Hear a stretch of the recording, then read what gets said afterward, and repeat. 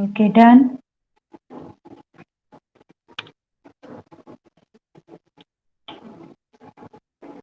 We are going to continue with your lesson number 9. Okay. So till now we have seen what do you mean by trade, then who is buyer, who is producer, and the exact concept of trade has been clear to you. Okay. Now let's start with this. Trade is an age old concept. व्यापार ही संकल्पना खूप जुनी आहे, खूप प्राचीन काळापासून वापरली जाते. In ancient and medieval period trade was done through the barter system. मध्ययुगीन आणि प्राचीन काळामध्ये वस्तू विनिमय पद्धत म्हणजेच बार्टर सिस्टीम या पद्धतीद्वारे व्यापार केला जायचा. In this there was an exchange of goods with other goods. वस्तू विनिमय पद्धत बार्टर सिस्टीम म्हणजे वस्तूच्या बदल्यात वस्तू दिली जाणे, वस्तूच्या बदल्यात वस्तूची देवाणघेवाण होत असायची. Grains were exchanged in lieu of work done, or oil, salt, honey and milk were exchanged for grains. कामाच्या किंवा श्रमाच्या मोबदल्यात धान्य दिलं जायचं किंवा धान्याच्या मोबदल्यात तेल, मीठ, मध, दूध इत्यादी पदार्थ दिले जायचे किंवा घेतले जायचे, देवाणघेवाण व्हायची. There was no currency used in this trade. यावेळी कोणत्याही प्रकारची करन्सी म्हणजे चलन वापरलं जात नव्हतं. Even today we see traders who exchange utensils in lieu of old clothes, but this creates problems of estimating a proper price for commodities. आता पण आपण पाहतो की पाहत असाल तुम्ही जुने कपडे घेऊन त्यावर काही भांडी वगैरे दिले जातात, असे व्यापारी आजही दिसतात, राईट. पण या प्रकारच्या व्यापारामध्ये वस्तूचं योग्य प्राइस काय आहे, योग्य मूल्य काय आहे हे ठरवताना खूप अडचणी निर्माण होत असतात.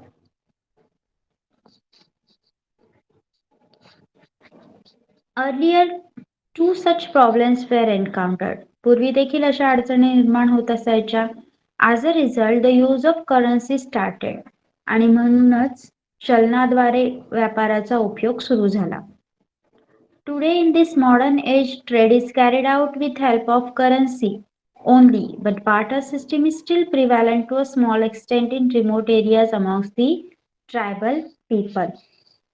मग काही अडचणी निर्माण होऊ नये म्हणून त्याच्यावर उपाय म्हणूनच चलनाचा म्हणजे करन्सीचा वापर सुरू झाला. आणि आज आधुनिक जगामध्ये करन्सीद्वारेच मोस्ट ऑफ दी व्यापार होत असतो.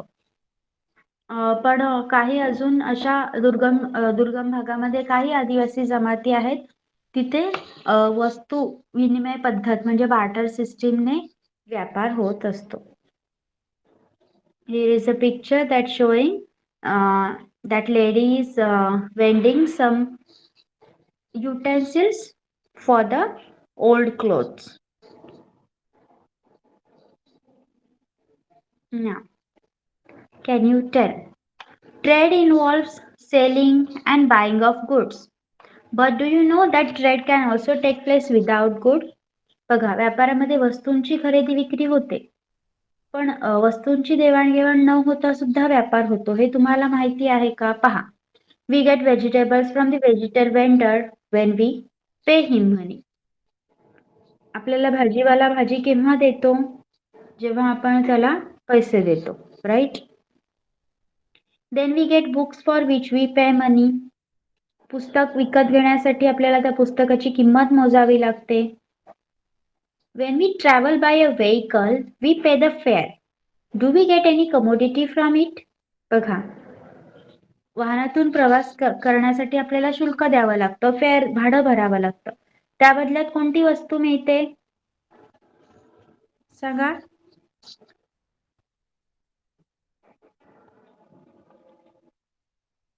आपल्याला सेवा मिळते. Yes, good. We are getting service. सेवा मिळते आपल्याला. आपल्याला एका ठिकाणावरून दुसऱ्या ठिकाणी नेलं जातं. We have to give remuneration in lieu of the advice we take from lawyers or doctors. Doctor आणि वकील यांच्याकडून आपल्याला सल्ला हवा असेल तर त्यासाठी सुद्धा आपल्याला मोबदला द्यावा लागतो. मग त्या बदल्यात सुद्धा आपल्याला काय मिळते? सेवा मिळते. We get service.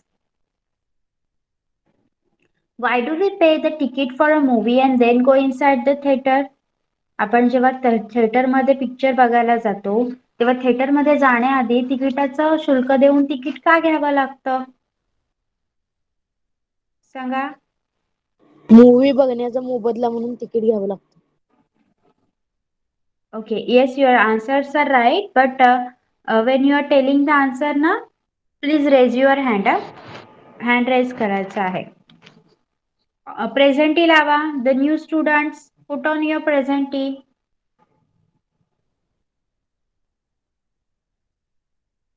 फक्त आयुषची प्रेझेंटी मार्क आहे. What about the others?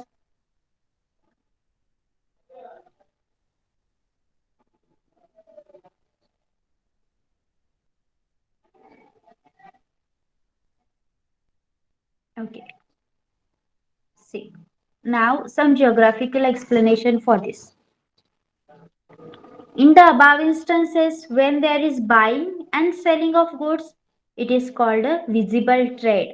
आपण या घटना पाहिल्या त्यामध्ये जेव्हा वस्तूंची खरेदी विक्री होते, ज्या वस्तू आपल्याला दिसतात आणि त्यांची खरेदी विक्री, जसं भाजी, त्या व्यापाराला, त्या ट्रेडला विजिबल ट्रेड म्हणजे दृश्य व्यापार म्हणायचं आहे. On the other hand, when there is an exchange of services, it is called invisible trade. आणि जिथे आपल्याला सेवांची देवाणघेवाण होते, जसं डॉक्टर, वकील, या ठिकाणी बस, या ठिकाणी आपल्याला पैशाच्या मोबदल्यात एखादी वस्तू नाही मिळाली तर सेवा मिळाली आहे, त्या व्यापाराला आपण अदृश्य व्यापार म्हणजेच इनविजिबल ट्रेड असं म्हणायचं आहे. Okay, got it? What is visible trade? दृश्य व्यापार आणि अदृश्य व्यापार. Visible trade and invisible trade. Understood? Yes. Okay. Yes. Okay, इथे तुम्हाला इमेजेस दाखवले आहेत. It will make you very clear for that. See बघा, हा आहे व्यापार विजिबल ट्रेड प्रकारचा, म्हणजे दृश्य व्यापार, जिथे पैसे देऊन आपल्याला एखादी वस्तू मिळत आहे. इथे आहे इनविजिबल ट्रेड, अदृश्य व्यापार, इथे पैसे देऊन आपल्याला सल्ला मिळत आहे. ओके. Types of trade. आता व्यापाराचे प्रकार. Types of trade on the basis of quantity of goods. वस्तूच्या प्रमाणानुसार म्हणजे जी नग संख्या असते त्याच्यानुसार. होलसेल ट्रेड म्हणजे घाऊक व्यापार, अँड रिटेल ट्रेड म्हणजे किरकोळ व्यापार. On the basis of the extent of trade region म्हणजे प्रदेशाच्या विस्तारानुसार. डोमेस्टिक और इंटरनल ट्रेड अंतर्गत व्यापार. इंटरनॅशनल और एक्सटर्नल ट्रेड आंतरराष्ट्रीय किंवा बहिर्गत व्यापार. Okay, one by one let's understand them. First is according to the quantity of goods, वस्तूच्या प्रमाणानुसार. Depending on the quantity of goods, there are two types of trade, wholesale and retail. वस्तूच्या संख्येच्या प्रमाणानुसार wholesale म्हणजेच घाऊक व्यापार आणि retail म्हणजेच किरकोळ व्यापार, असे दोन प्रकार पडतात. So first is wholesale trade म्हणजेच घाऊक व्यापार. Traders buy commodities on a large scale directly brought from the producer. या प्रकारच्या व्यापारात होलसेलच्या दुकानात असं म्हणतो आपण बघा, होलसेल म्हणजे का, तिथे खूप स्वस्त पडतात गोष्टी. स्वस्त पडतात गोष्टी म्हणजे तुम्हाला हव्या असणारे एक दोन गोष्ट नाही घ्याव्या लागत, तिथे तुम्हाला भरपूर प्रमाणात जास्त क्वांटिटीमध्ये गोष्टी घ्याव्या लागतात, तेव्हा त्या तुम्हाला स्वस्त देतात. ओके, त्याला होलसेल ट्रेड म्हणजे घाऊक व्यापार म्हणायचा आहे. Traders buy commodities on a large scale directly broad from the producer. मग इथे एक व्यापारी काय करतो, मोठ्या प्रमाणावर मालाची खरेदी करतो आणि ही खरेदी तो डायरेक्टली प्रोड्युसर कडून म्हणजे उत्पादकाकडूनच करत असतो. The commodities are also sold on a large scale to retail traders. आणि ह्या ज्या वस्तू खरेदी केल्या आहेत त्या रिटेल ट्रेडरला म्हणजे किरकोळ व्यापाऱ्याला सुद्धा मोठ्या प्रमाणावर विकल्या जातात. दिस इज कॉल्ड होलसेल ट्रेडिंग. यालाच घाऊक व्यापार असं म्हणायचं आहे. Wholesale traders buy goods on a large scale from industrialists, farmers, etc. For example, the orchard owner of mangoes or oranges sell their entire production to wholesale traders. बघा हा जो wholesale trader आहे, घाऊक व्यापारी आहे, तो कारखानदारांकडून, शेतकऱ्यांकडून मोठ्या प्रमाणावर मालाची खरेदी करतो. जसं आंब्याचा किंवा संत्र्याचा बागायतदार हे काय करतात, हे बागायतदार काय करतात, आपल्या बागेत आलेलं संपूर्ण उत्पन्न जाऊन घाऊक व्यापाराला विकतात, होलसेल व्यापाराला विकतात आणि तिथून होलसेल व्यापारी ते सगळं रिटेल व्यापाराला म्हणजे किरकोळ व्यापाराला विकतात. होलसेल ट्रेड समजलाय, घाऊक व्यापार समजलाय? Yes, clearly understood. आन्सर्स देताना जंबल व्हायचं नाही, अगोदरच सांगा. Clear? Yes, should I repeat or is it clear? Okay. Now second is the retail trade, म्हणजे किरकोळ व्यापार.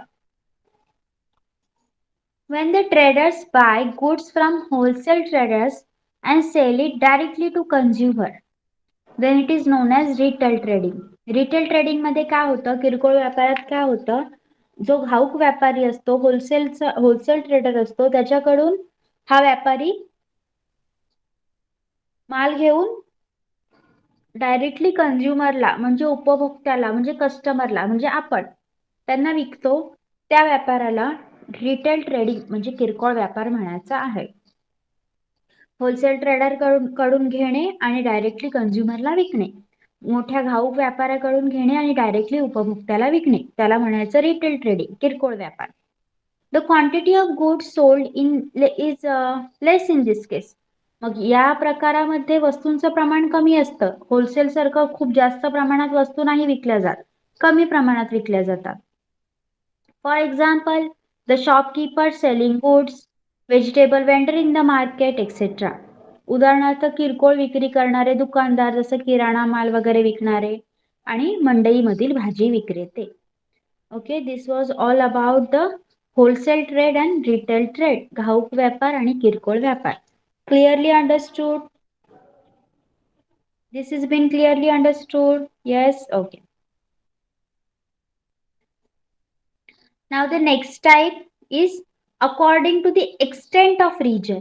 म्हणजे प्रदेशाच्या विस्तारानुसार व्यापाराचे कोणते प्रकार आहेत. डोमेस्टिक ट्रेड म्हणजे देशांतर्गत व्यापार आणि इंटरनॅशनल ट्रेड म्हणजे आंतरराष्ट्रीय व्यापार. पहा, the buying and selling of goods happens at various level. मालाची खरेदी विक्री ही वेगवेगळ्या स्तरांवर होत असते. On that basis trade can be divided into local, regional, national and international trade. मग त्यानुसारच व्यापाराचे लोकल म्हणजे स्थानिक, रिजनल विभागीय, नॅशनल राष्ट्रीय आणि इंटरनॅशनल म्हणजे आंतरराष्ट्रीय असे प्रकार होतात. त्यापैकी डोमेस्टिक ट्रेड म्हणजे इंटरनल ट्रेड म्हणजे देशांतर्गत व्यापार. पाहूया. This trade takes place between different regions within the same country. एकाच देशात हा व्यापार चालतो, परंतु वेगवेगळ्या प्रदेशांमध्ये होतो. The size of the country, diversity, distribution and availability of natural resources affect the internal trade within the country. बघा, मग देशाचा आकार किती आहे, साधन संपत्तीची उपलब्धता किती आहे, विविधता आणि वितरण या सगळ्यांचा परिणाम देशांतर्गत व्यापारावर होत असतो. The size of population, transport and communication services, the living standard of the people, marketing system lead to the large scale internal trade. मग लोकसंख्येचं प्रमाण किती आहे, वाहतूक व्यवस्था कशी आहे, कम्युनिकेशन सर्व्हिसेस म्हणजे संदेशवहन सुविधा उपलब्ध आहेत का, the living standard of people लोकांचं राहणीमान कसं आहे, देन द मार्केटिंग सिस्टीम विपणन व्यवस्था to large scale internal trade या सगळ्या गोष्टींचा परिणाम देशांतर्गत व्यापारावर होत असतो. In India, factors like diversity in geographical condition and high population also affect the domestic trade. मग भारतासारख्या भौगोलिक भागात जिथे विविधता जास्त आहे, लोकसंख्या जास्त आहे, तिथे विविधता आणि लोकसंख्या, जास्तीची लोकसंख्या या घटकांचा देखील अंतर्गत व्यापारावर खूप मोठा परिणाम होतो. A country's development is dependent on the extent of the domestic trade. कोणत्याही देशाचा विकास हा त्या देशातल्या अंतर्गत व्यापाराच्या विकासावर अवलंबून असतो. If there is a good economic growth, then trade will also be more. जर तिथे आर्थिक विकास जास्त असेल तर व्यापार सुद्धा जास्त असेल. Yes. Thus, there is a positive relation between economic growth and trade. म्हणजेच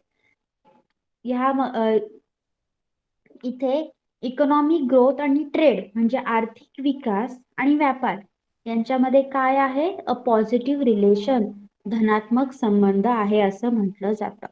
गॉट. इंटरनल ट्रेड, देशांतर्गत व्यापार समजलाय. नाव इंटरनॅशनल. इंटरनॅशनल ट्रेड म्हणजेच आंतरराष्ट्रीय व्यापार. International trade means the exchange of goods and services of one country with other countries. बघा, आंतरराष्ट्रीय व्यापार म्हणजे एका देशाचा इतर देशांशी होणारा व्यापार, मग त्या वस्तू असू देत किंवा सेवा असू देत. गुड्स और सर्व्हिसेस, वस्तू आणि सेवा. Some countries produce specific product in excess. For example, crude oil in Saudi Arabia, Kuwait, and wheat production in USA, Canada, etc. These products are sent to countries having demand for those goods.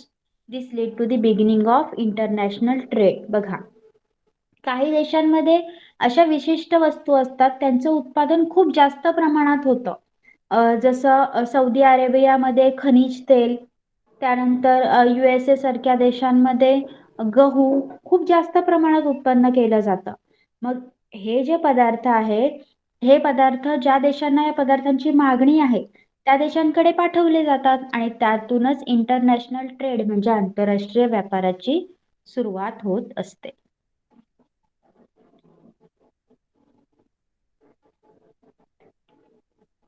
When international trade takes place between two countries, it is bilateral trade. जेव्हा हा आंतरराष्ट्रीय व्यापार दोन देशांमध्ये होतो तेव्हा त्या व्यापाराला बायलॅटरल ट्रेड म्हणजे द्विपक्षीय व्यापार असं म्हणायचं आहे. When it occurs between more than two countries, it is called a multilateral trade. पण जेव्हा तो दोन पेक्षा अधिक देशांमध्ये होतो तेव्हा त्याला मल्टीलॅटरल ट्रेड म्हणजे बहुपक्षीय व्यापार असं म्हणायचं आहे. Okay, got till here? Yes. Okay. Then export and import. आयात आणि निर्यात. Export and import are the basic processes of international trade. आयात आणि निर्यात या आंतरराष्ट्रीय व्यापारातील खूप महत्त्वाच्या क्रिया आहेत. When a country buys those goods and services which are scarce in their own country from another country, it is known as import. बघा, जेव्हा एखादा देश आपल्याकडे कमतरता असलेल्या वस्तू किंवा सेवा इतर देशांकडून विकत घेतो तेव्हा त्याला आयात म्हणायचं आहे, इम्पोर्ट म्हणायचं आहे.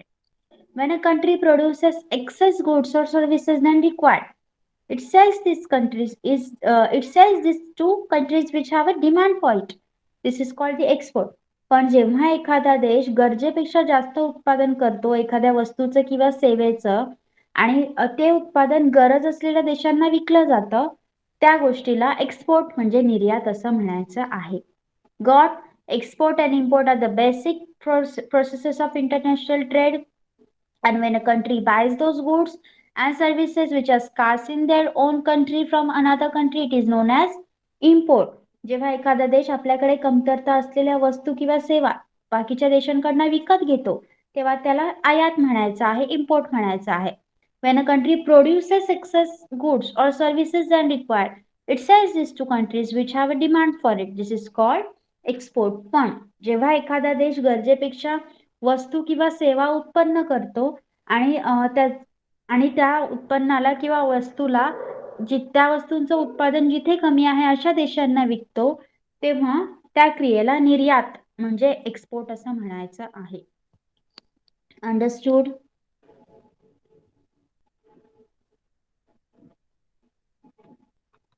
Yes, okay.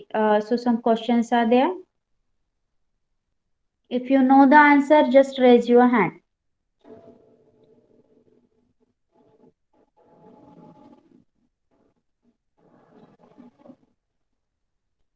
What is mean by visible trade and invisible trade? दृश्य व्यापार आणि अदृश्य व्यापार म्हणजे काय?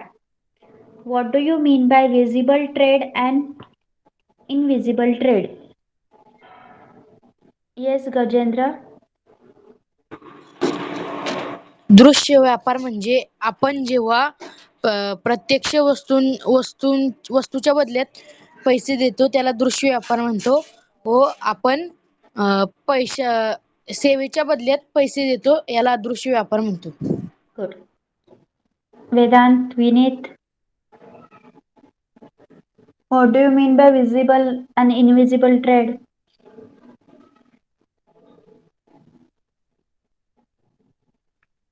Shall I be fast? Yes, Vedant. When there is a trade between the objects which are visible, it is a said visible trade, and when there is a trade between service and money, it is said invisible trade. Very good.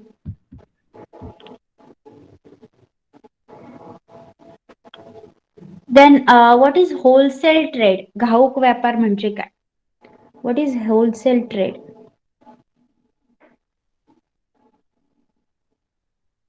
Yes, Gajendra. जेव्हा उत्पादकाकडून आपण उत्पादन घेतो याला विकत घेऊन किरकोळ व्यापाऱ्यांना विकतो याला घाऊक व्यापार म्हणतो.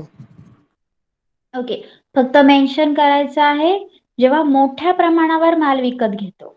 ओके, घाऊक व्यापारामध्ये खूप मोठ्या प्रमाणावर माल विकत घेऊन नंतर किरकोळ व्यापाराला विकला जातो. Yes, Vedant, Vinit, what is this?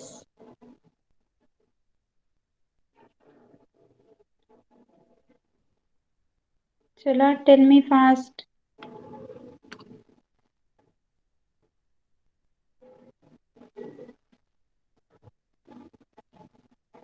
Yes, Vedant, wholesale trade. Okay, read this para.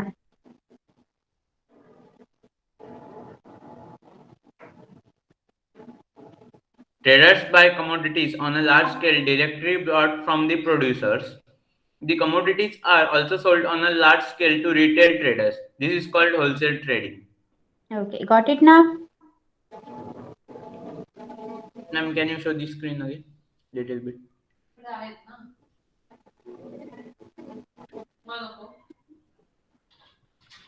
Okay, ma'am, done. Yes.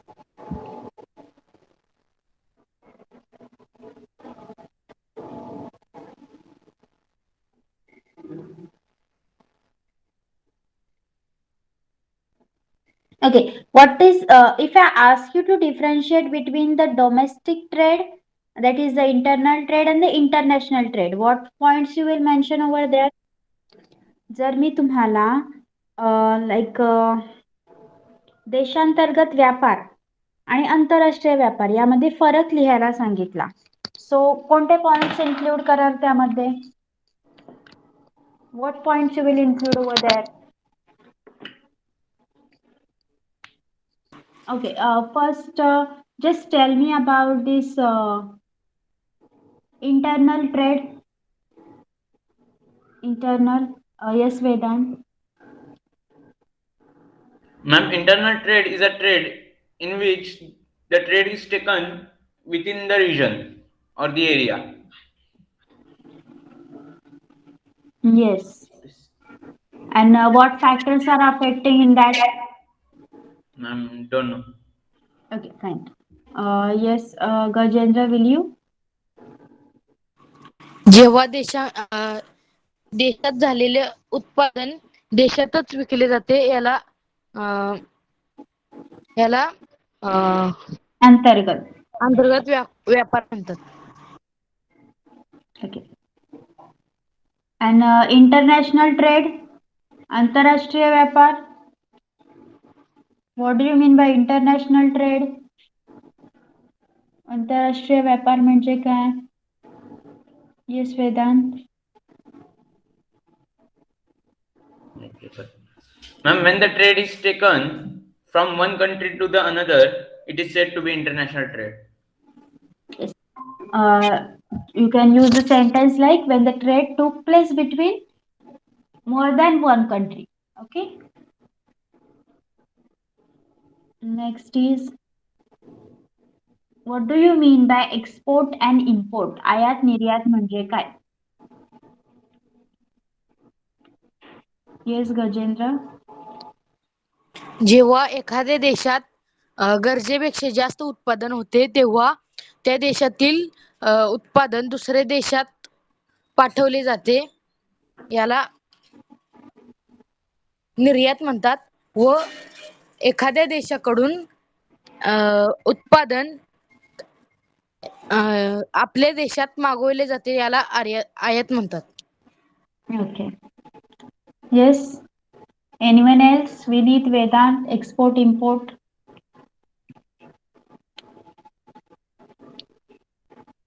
You can read from your textbook. Yes, Vedant. When some objects or some goods, Services. Goods or services. when some goods are taken from one country to the another, it is said to be exported. Sorry, from our country to the another country, it is said to be exported. And when goods from other countries are exported to our country, it is said to be imported. Okay.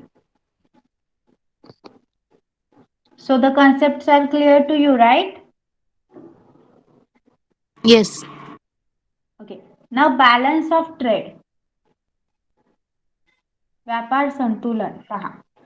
The difference between the import and export values of a country in a specific period is called balance of trade. व्यापार संतुलन म्हणजे काय? एखाद्या देशाच्या विशिष्ट काळातील आयात आणि निर्यात यांच्या मूल्यामध्ये असलेला फरक. The difference between import and the export values of a country in a specific period. एखाद्या specific period मध्ये एखाद्या देशाने किती गोष्टी त्यांच्याकडून किती इम्पोर्ट झाला आहे, किती एक्सपोर्ट झाला आहे, किती आयात केली त्या देशाने, किती निर्यात केली, या दोघांमधला फरक, या दोघांमधला डिफरन्स म्हणजे बॅलन्स ऑफ ट्रेड, व्यापार संतुलन. Following are the types of balance trade. आणि त्याचे काही प्रकार आहेत त्या व्यापार संतुलनाचे पहा. When the value of imports is more than the value of export, it is called unfavorable balance of trade. जेव्हा एखादा देश निर्यातीपेक्षा जास्त आयात करतो तेव्हा त्याला अनफेवरेबल म्हणजे प्रतिकूल व्यापार संतुलन, अनफेवरेबल बॅलन्स ऑफ ट्रेड म्हणायचं आहे. राईट. सी, तुमच्या देशात एखाद्या वस्तूचं उत्पन्न जास्त होत आहे तेव्हा तुम्ही ती गोष्ट निर्यात करताय, एक्सपोर्ट करताय, बरोबर. पण जेव्हा तुमच्याकडे कमतरता आहे आणि ती गोष्ट तुम्ही आयात करताय, इम्पोर्ट करताय तुमच्याकडे, तर त्यावेळी या गोष्टीवरनं असं कळतं की तुम्ही उत्पादन जास्त नाही करू शकत आहात म्हणून तुम्ही एक्सपोर्ट नाही करू शकत आहात. राईट. इम्पोर्ट जिथे जास्त आहे, आयात जिथे जास्त आहे, तिथे दुसऱ्या देशातून वस्तू मागवल्या जात आहेत, म्हणजे इथे तुमचे पैसे जात आहेत आणि वस्तू नाही जात आहेत. मग ही गोष्ट चांगली आहे का? हे बॅलन्स आहे का? My voice is breaking for everyone. No. Okay. Vinit, please check with your network. Yes, understood. बघा, या पद्धतीत पहा, इथे इम्पोर्ट जास्त आहे. इम्पोर्ट जास्त म्हणजे आयात जास्त, म्हणजे तुमच्याकडे वस्तू कमी आहेत आणि तुम्ही त्या देशाकडून मागवताय, म्हणजे तुम्ही त्या बदल्यात त्यांना पैसे द्याल. आणि एक्सपोर्ट कमी आहे, एक्सपोर्ट कमी म्हणजे निर्यात कमी, म्हणजे तुम्हाला पैसे कमी मिळणार. मग ही गोष्ट फेवरेबल आहे की अनफेवरेबल? अनफेवरेबल आहे, प्रतिकूल व्यापार संतुलन आहे. दॅट इज नॉट ओके, आणि ते व्यापारासाठी चांगलं नाही. In the second case, when the value of exports is more than the value of import, it is called a favorable balance of trade. जेव्हा निर्यातीचं मूल्य हे आयातीच्या मूल्यापेक्षा जास्त असतं तर तेव्हा त्या कंडिशनला फेवरेबल बॅलन्स ऑफ ट्रेड म्हणजे अनुकूल व्यापार संतुलन असं म्हणायचं आहे. इथे बघा फेवरेबल बॅलन्स ट्रेड का म्हटलं आहे? इम्पोर्ट कमी आणि एक्सपोर्ट जास्त. इम्पोर्ट कमी म्हणजे दुसऱ्या देशातून तुम्ही कमी वस्तू मागवताय, तुमच्या देशामध्ये त्या गोष्टी तुमच्याकडे अवेलेबल आहेत, आणि एक्सपोर्ट जास्त आहे, उलट तुम्ही दुसऱ्या देशाला वस्तू पुरवताय म्हणजे पैसा तुमच्याकडे जास्त येणार. म्हणजे सेकंड कंडिशन काय आहे? फेवरेबल. आणि first condition is a unfavourable. मग तुम्ही जर व्यापारी असाल तर which condition you will follow, first or second? Second. Yes. Next third is there 9.3. C. When the value of export and import is almost the same, it is called balanced balance of trade. जेव्हा आयात आणि निर्यात मूल्य जवळपास सारखं असतं, असं योग्य लाईक इट्स नॉट पॉसिबल की आयात निर्यात एकदम जेवढी आयात होते तेवढीच निर्यात होते असं नाही होऊ शकत. But if it is there, थोडं जवळपास सारखं असेल, not too much difference is there, तेव्हा त्या व्यापाराला balance of trade, balance of trade म्हणजे संतुलित व्यापार असं म्हटलं जातं. ओके. नाव इंटरनॅशनल ट्रेड ऑर्गनायझेशन्स. काही आंतरराष्ट्रीय संघटना आहेत, व्यापार संघटना आहेत सगळ्या देशांच्या मदतीसाठी. पाहूया आपण. Carrying out trade in an international level is a more complex process than domestic trade. बघा, आंतरराष्ट्रीय व्यापार ही प्रक्रिया स्थानिक स्वरूपाच्या व्यापारापेक्षा जास्त गुंतागुंतीची आहे. साहजिकच आंतरराष्ट्रीय व्यापारामध्ये जास्त देश इन्क्लूड होणार, त्यामुळे व्यापार थोडा कॉम्प्लेक्स होणार. Yes, that process will become more complex. Trade takes place between 2 or more nations. व्यापार 2 किंवा अधिक देशांदरम्यान नेहमी होत असतो. Factors like the economy of the country, government policies, markets, laws, judicial system, currency, language etcetera influence the trade. मग वेगवेगळ्या देशांमध्ये असणारी अर्थव्यवस्था, इकॉनॉमी, सरकारी धोरण, बाजारपेठ, कायदे, न्यायव्यवस्था, तिथली करन्सी, चलन, लँग्वेज, भाषा या सगळ्या घटकांचा परिणाम ट्रेडवर म्हणजे व्यापारावर होत असतो. The political relations between the 2 countries also influence the trade between them. आणि त्या देशांमध्ये एकमेकांमध्ये असणारे जे राजनैतिक संबंध आहेत, पॉलिटिकल रिलेशन्स आहेत, ते कसे आहेत, चांगले आहेत की वाईट आहेत, याचा सुद्धा आंतरराष्ट्रीय व्यापारावर खूप मोठा परिणाम दिसत असतो. Sometimes the obstacles in the way of trading affect the mutual relationship adversely. To avoid this, international economic and trade organizations came up. कधी कधी काय होतं, व्यापार प्रक्रियेमध्ये काही अडथळे येतात आणि त्यामुळे परस्पर संबंध आणि सलोखा खराब होतो, त्यावर विपरीत परिणाम होतो. आणि हे टाळण्यासाठी आंतरराष्ट्रीय आर्थिक आणि व्यापार संघटनांच्या स्थापनेची गरज निर्माण झाली.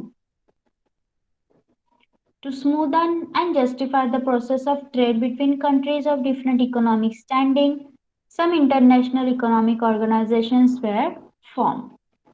मग वेगवेगळे आर्थिक स्तर असलेल्या देशांमध्ये व्यापार प्रक्रिया सहज आणि न्यायपूर्ण व्हावी या हेतूने इंटरनॅशनल इकॉनॉमिक ऑर्गनायझेशन्स म्हणजेच आंतरराष्ट्रीय आर्थिक संघटना निर्माण करण्यात आल्या. This organization works towards the facilitations and growth of the international trade. मग या संघटना काय करतात? आंतरराष्ट्रीय व्यापार वृद्धी म्हणजे व्यापार वाढावा आणि सुलभता व्हावी यासाठी काम करत असतात. The detail of a few organizations have been given here in the following table. मग आपल्याला काही संघटनांची माहिती या टेबलमध्ये दिलेली आहे. This is the headquarters of this आशियाचं मुख्यालय आहे ते, Association of South East Asian. Then head office at World Trade Organisation, जागतिक व्यापार संघटनेचं हे मुख्यालय आहे, हेडक्वार्टर आहे. बघा, या आहेत संघटना आणि see name of the international trade and organisation. पहिल्या कॉलममध्ये आपल्याला आंतरराष्ट्रीय संघटनेचं नाव दिलं गेलेलं आहे. दुसऱ्या कॉलममध्ये number of members states and logo. त्याचा लोगो कसा आहे, मानचिन्ह काय आहे, किती मेंबर आहेत, देशांची संख्या दिलेली आहे. देन हेडक्वार्टर कोणत्या कंट्रीत आहे, मुख्यालय कोणत्या देशात आहे ते दिलेलं आहे. आणि देन एम्स अँड फंक्शन्स, उद्देश काय आहेत, कार्य काय आहेत ते दिलेले आहेत. One by one we will see. First is World Trade Organisation, WTO, जागतिक व्यापार संघटना. यामध्ये मेंबर आहेत 164 देश आहेत. यामध्ये लोगो आहे हे, अँड हेडक्वार्टर आहे जिनेवा, स्वित्झर्लंड मधील जिनेवा या देशात. एम्स अँड फंक्शन्स काय आहेत या संघटनेचे, to provide platform for negotiations in international trade, आंतरराष्ट्रीय व्यापारीमध्ये वाटाघाटींसाठी व्यासपीठ उपलब्ध करून देणे. To handle the differences related to trade, व्यापारविषयक मतभेद असतील कोणाचे तर ते हाताळणे. Monitor the trade policies of member states, राष्ट्रांच्या व्यापार धोरणावर देखरेख ठेवणे. Providing technological assistance and training to developing countries, जे विकसनशील देश आहेत त्यांना तांत्रिक सहाय्य प्रोव्हाइड करणे आणि त्यांना प्रशिक्षण सुद्धा देणे. त्यानंतर येते युरोपियन युनियन, EU. याचे मेंबर आहेत 28 देश. याचं हेडक्वार्टर आहे ब्रुसेल्स, बेल्जियम मधील ब्रुसेल्स येथे. एम्स काय आहेत बघा, establish an integrated market amongst member nations in Europe, युरोपमधील विविध सदस्य देशात एकत्रित बाजार प्रणाली या संघाने विकसित केलेली आहे. Free flow of goods, services and capital in Europe, वस्तू, सेवा आणि भांडवल यांचा मुक्त संचार करणे युरोपमध्ये, हे यांचं उद्दिष्ट आहे. Custom duties have been cancel on exchange of goods within member. या संघटनेचे जे देश मेंबर आहेत त्या देशांनी वस्तूंची देवाणघेवाण करताना वस्तूवरील जकात कर रद्द केलेली आहे, कस्टम ड्युटी कॅन्सल केलेली आहे. कॉमन युरो करन्सी इस्टॅब्लिश, जे देश इथे सभासद आहेत त्यांच्यासाठी युरो हे चलन निश्चित केलेलं आहे. Okay. Third is Organisation of Petroleum Exporting Countries, OPEC. This is a sign. Austria मधील व्हिएना या देशामध्ये त्यांचं हेडक्वार्टर आहे. एम्स आणि फंक्शन्स काय आहेत, controlling the international trade off crude oil, खनिज तेलाचा जो आंतरराष्ट्रीय व्यापार चालतो त्यावर कंट्रोल ठेवणे, नियंत्रण ठेवणे. Controlling the rates of crude oil production among member state, जे सदस्य देश आहेत या संघटनेचे त्यांच्यातील तेल उत्पादन आणि दर याचं नियंत्रण करणे. Maintaining consensus in oil export, तेल निर्यातीमध्ये सुसूत्रता ठेवणे. Then comes South Asian Association for Regional Cooperation, म्हणजे सार्क. हेडक्वार्टर आहे नेपाळमधील काठमांडू येथे. एम्स आहेत finding satisfactory solutions to the common problems faced by countries in South Asia, दक्षिण आशियामधील जे देश आहेत त्यांच्या सारख्या समस्या ओळखणे आणि त्यावर सोल्युशन देणे, तोडगा काढणे. Increasing social welfare, raising the living standard and increasing regional cooperation among member state, जे सदस्य देश आहेत त्यांचं समाज कल्याण त्याकडे पाहणे, जीवनमान उंचावणे आणि प्रादेशिक सहकार्य वाढवणे. To remove unrest in South Asia, दक्षिण आशियातील अशांतता दूर करणे. त्यानंतर आहे ASEAN, Association of South East Asian Nations, 10 देश त्याचे मेंबर आहेत. इंडोनेशियामधील जकार्ता या ठिकाणी त्याचं हेडक्वार्टर आहे. एम्स आहेत expanding social and cultural harmony along with economic growth in SE Asia, आग्नेय आशियामधील देशांमध्ये आर्थिक विकास आणि सामाजिक आणि सांस्कृतिक सलोखा वाढवणे. प्रमोटिंग रिजनल पीस, प्रादेशिक शांतता प्रोत्साहित करणे. Promoting tax weavers for trade growth in member state. सदस्य देशांना अधिक व्यापार वाढीसाठी कर सवलती देणे. त्यानंतर आहे Asia Pacific Economic Corporation APEC. याचे मेंबर आहेत 21 देश. हेडक्वार्टर आहे सिंगापूर येथे. Free trade and economic corporation in Asia Pacific ocean region. आशिया आणि प्रशांत महासागर यांच्या क्षेत्रात होणारा व्यापार मुक्त करणे आणि आर्थिक सहकार्य करणे. Promoting regional and technical corporation among members. सदस्य देशांमध्ये प्रादेशिक आणि तांत्रिक सहकार्याला प्रोत्साहन देणे. त्यानंतर आहे Brazil, Russia, India, China and South Africa BRICS. ब्रिक्सचे मेंबर आहेत फक्त 5 देश. Brazil, Russia, India, China and South Africa. Headquarter आहे चीनमध्ये Shanghai. Make funds available for growth of economics of members. या गटामध्ये जे देश आहेत त्या देशाची अर्थव्यवस्था ग्रो होण्यासाठी, व्हॉट यू कॅन से, वृद्धिंगत होण्यासाठी निधी उपलब्ध करून देणे. त्यानंतर एनहान्सिंग म्युच्युअल इकॉनॉमिक कॉर्पोरेशन म्हणजे परस्परातील आर्थिक सहकार्य वाढवणे. स्ट्रेंथनिंग इकॉनॉमिक सिक्युरिटी, आर्थिक सुरक्षितता मजबूत करून देणे. Okay, this was all about this. या संस्था आहेत ज्या व्यापाराशी रिलेटेड आहेत आणि त्या काही देशांनी एकत्रित येऊन त्या तयार केलेल्या आहेत आणि त्यांचे काही एम्स आणि फंक्शन्स आहेत. Got it? Got till here? Yes? Okay. Any doubts till here? Any doubts, anyone? Okay. So we are going to stop over here, but listen to me very clearly. In the next lecture, we will be completing this lesson, and along with that, I am going to take the question answers. So please be prepared for that. The next lecture will be maybe on next Monday or whenever it will get arranged. Please be prepared for all the question and answer of your lesson number 9. Okay? Got it? Vedant, Vinit, Ayush, what I have said, got it? Okay. Okay, so now you can leave. Bye bye, good night.